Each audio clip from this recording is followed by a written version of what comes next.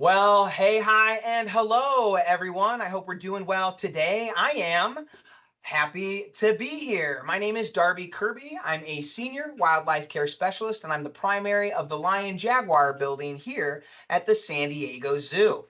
Now, I've been working with big cats and large carnivores for over 14 years, and I've been here with the San Diego Zoo for about 6.5 years now.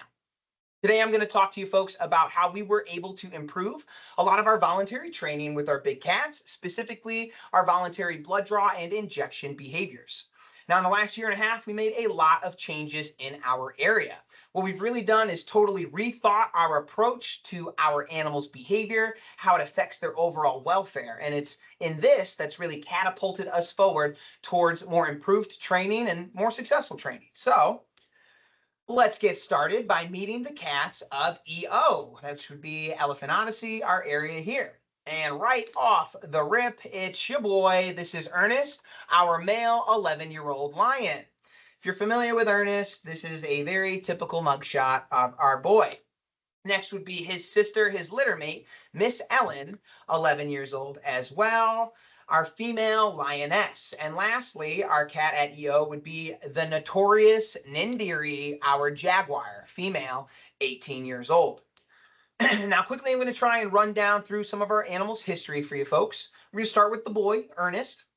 Ernest is our special guy, everybody. He's a special needs lion. The long and short of it is Ernest has some brain damage. He has nerve damage, and this has resulted in some mild mobility issues, as well as depth perception, tongue control issues. More than anything, he has a long history of struggling with problem solving, attacking challenges, training, motivation, weight issues, and getting punked by his sister. Which takes us to Ellen. No motivation issues here, quite the chow hound, which has been great for training. However, she does have weight issues, and she is our least resilient cat at Elephant Odyssey. She has a long history of not reinforcing things happening, like darting and various procedures in our building and some of our bedrooms where a lot of this voluntary training is going to need to take place. Lastly, we have Nindiri, our jaguar, being 18 years old. She's, of course, geriatric, but if you didn't have a chance to look at her teeth, you probably wouldn't know it. She's very athletic, very energetic, and she is spicy. How do I put this? The cat keeps us on our toes. Now, getting started here, I think the first challenge for me is sometimes the first challenge we all face when dealing with training challenges at our wildlife care facilities. I'm going to pull up a quote that I hope everyone can probably relate to. Historically, we've always done it this way. I'm sure a lot of you folks have heard this one before. I certainly have here and many other places. So, speaking of labels, it doesn't stop there. We have several labels relating to a number of our cats. And here's some of what I heard when I first started coming around the area. He can't figure it out. She's too tough. The most dangerous animal in the zoo, that jaguar. We can't touch the tail. He won't look up. We've tried it, it won't work. And then this one, guys, he's just not smart enough. Well, how do we change behavior? First, let's change the narrative. And we need to do that by taking a hard look in the mirror. All right, labels. We've got to get rid of labels in our industry. Stop labeling your animals. Stop labeling yourselves. Don't compartmentalize your animals. So, oh, he only works for me. He only works for me and with this reinforcer, only in this location at this time of day. As we continue to compartmentalize our animals, folks, we are quite literally shrinking our animals' worldview. We are limiting our animals. We're limiting their opportunities. We're limiting their progression. We're limiting their experiences. It's like we're literally putting a hard cap or a ceiling on their livelihood and their overall welfare. So quit labeling them. Don't label yourselves. Now, specifically for us and our animals, we had to identify major behavioral issues. Clearly, it was two big themes: motivation and resiliency. Moving on, we made some modifications. There were some safety concerns with our crates. I'll get to that. And most importantly, the biggest piece of this pie was a major culture shift, a new mindset. Let them learn. Let our animals make decisions, learn from their consequences. All right, we got to stop babying our animals. Let them fail forward. All right, acute stressors are not a bad thing. Acute stressors can actually be a really good thing. Not only that, they can be an excellent teaching tool, and they can really help bring forth more natural behaviors in our wildlife. All right, so attacking those behavioral issues, we started with motivation. And to do so, the first thing we had to do was really rethink how we approach nutrition with our big cats. Ernest, I'm going to use as an example. He was our least motivated cat. This is Ernest's diet, his old diet, the old way we would approach nutrition with our cats. You're looking at 3 weeks in a row.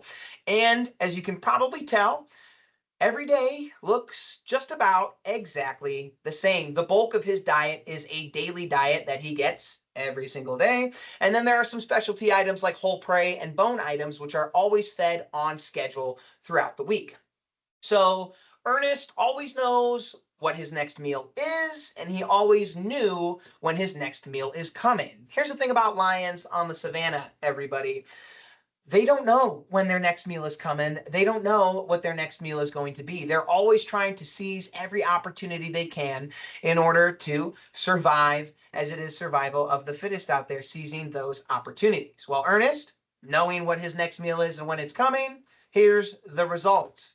You get an uncooperative lion. This is Ernest staring at me through the shift door. He is flipping me the big old bird and he's saying, no, bro, not today.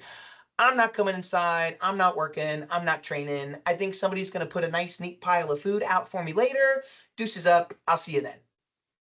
So moving on, in our new approach, I had 3 major asks nutritionally for all of our big cats.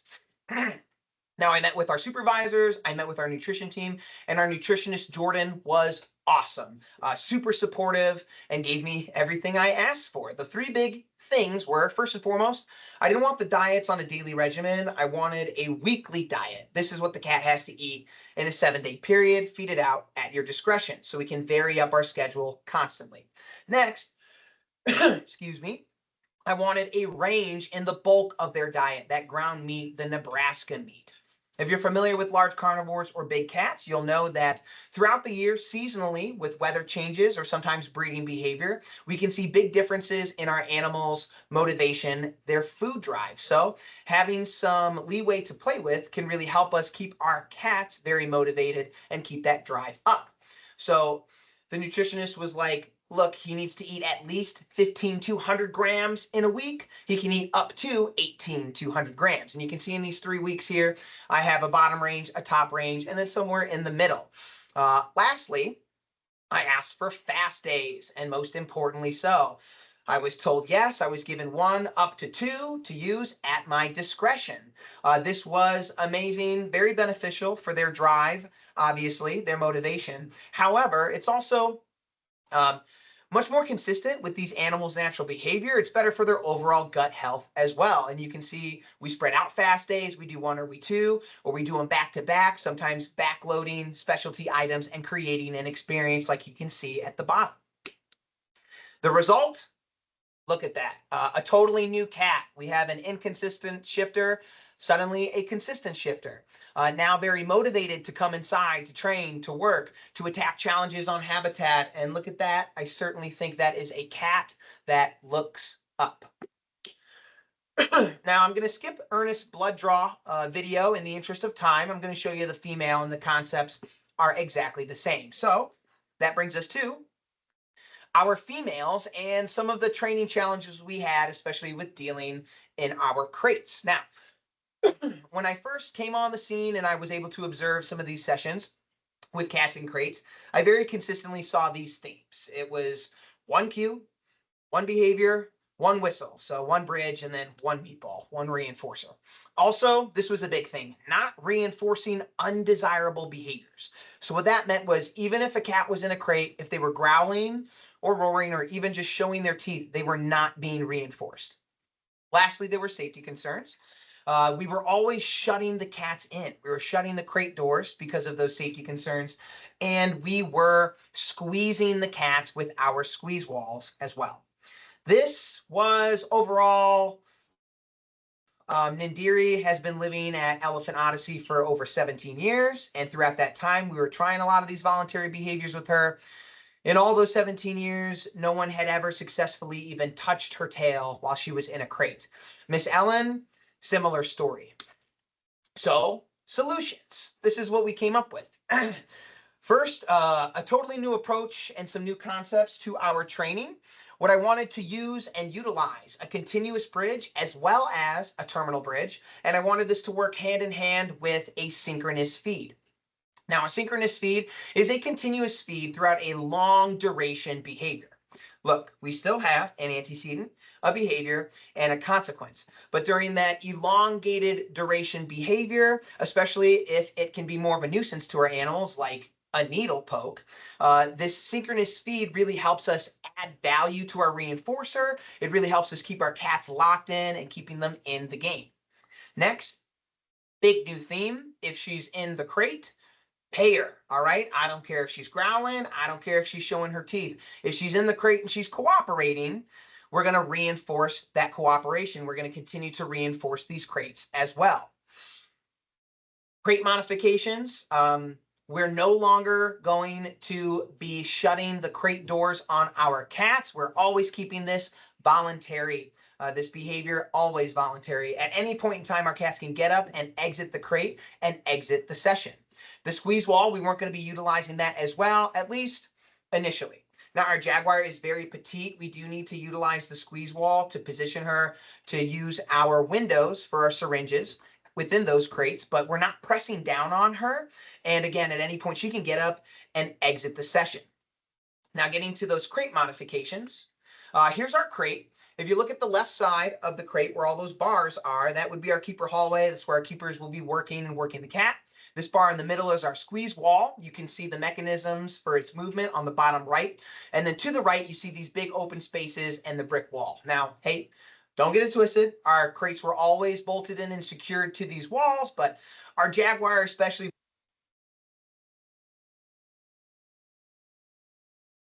and being able to keep those squeeze walls, or I should say those crate doors open, our welders came in, did a heck of a job. Look at that, new crate, everyone's happy. All right, moving on, I'm going to show you this video of Ellen's blood draw. Now, this is a mock blood draw session. I love using this video because it's a great video. You can see everything that we're doing, and you'll notice we go through 2 full circuits, and Ellen remains locked in and in station in full cooperation. I am working the cat. I'm at the front end. I'm utilizing that synchronous feed and my continuous bridge, which is a verbal good. I'm telling her, good job, stay with me, keep going, we're not done yet.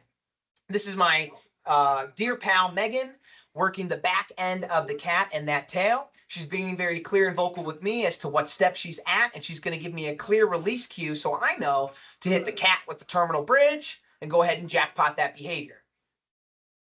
Boom, there it is. Now, please note, she's done. She's getting jackpotted, and check out where that tail is. Still outside the box. We love to see it. Moving on, I'm going to show you a very impressive video we're all very proud of here at EO. This is a longer video that's been sped up of Nindiri's blood draw. I'm actually going to be showing you 2 clips spliced together. Now, I'm showing you this first longer clip because this was the big breakthrough moment, the monumental moment. We knew the behavior was trained, and I knew we were going to get this voluntary blood draw. So you're going to see me at the front end working the cat, getting her in position and keeping her locked in and in station. You're going to see my pal Rebecca working the back end of the cat and working that tail. And lastly, you'll see Kathy, one of our certified vet techs here from our animal hospital at the San Diego Zoo. She's going to come in and try and actually get that actual voluntary blood draw. Now, here's the thing. Kathy had a little trouble finding the vein today, but man, this was an impressive session. For over 5 minutes, this Jaguar comes into the crate, locks in, stays in station, never, ever breaks from me. Kathy actually really digs around in this tail, looking for that vein, not once, but twice. And Nindiri never broke, being completely voluntary with the back end. And as I fast forward here, you're going to see me jackpotting her after the session. And again, look where that tail is, still offering that behavior. As we move forward here, I knew our next session, we had a good shot. Lo and behold, here we are. Our very next session, we're getting that actual voluntary blood draw. You can see Kathy drawing the blood from the tail right now. A huge moment, a very happy moment for everyone involved. This was the big celebratory photo. We are holding the blood after that successful session. The cat is 18 years old. We've been trying to do this her whole life, and this was the first time we were able to do this. So very proud all around. Rebecca in the middle here is my dear friend. We've worked together at a couple of different zoos, and she's recently moved across the country. This was a big deal for her to be involved with before she hightailed it out of here. I actually framed this photo as a goodbye gift. It's at her house in Virginia. So I was really happy to share that moment. Lastly, hey, it's a team effort. I could not have done it without a whole lot of people, especially these folks here. First and foremost, Megan Griman, one of my best friends. She is a wildlife care specialist at Elephant Odyssey. I call her my training PIC. That stands for Partner in Crime. All right. I've worked at 6 facilities in 4 states, 5 cities, man. This girl here has one of the best natural skill sets in terms of animal behavior and training I've ever been around. She makes me better all the time. Ashley Roberts is one of our most senior and most tenured care specialists here at Elephant Odyssey. She was a huge help in supporting me and getting a lot of these changes up and off the ground. And lastly, at the time, my supervisor, Brittany Drake, recently promoted to manager of multiple areas. Man, I love me some Brittany Drake, and I'll tell you why I love working for Brittany. Brittany lets me be me. Not only that, she still recognizes my skill set, my experience, what I can bring to the table. She's given me every opportunity to progress and really spread those wings. So huge kudos all in all. And that's it, folks. If y'all were here, I'd take questions. Go ahead and leave them in the comments. But thanks so much for having me. I hope y'all enjoyed this. Deuces up. Take it easy, everybody.